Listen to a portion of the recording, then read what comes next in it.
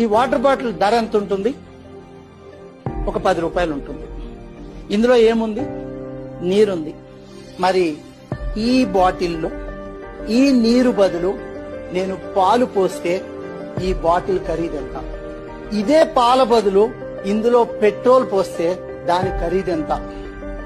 అదే పెట్రోల్ బదులు దీంట్లో నేను పాదరసాన్ని నింపితే దాని ఖరీదెంత?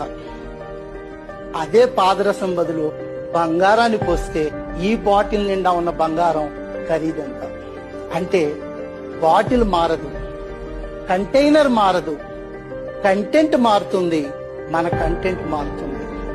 ప్రపంచం నీకు విలువనిచ్చేది ఈ శరీరానికి కాదు, ఈ మెదడులో ఉన్న జ్ఞానానికి.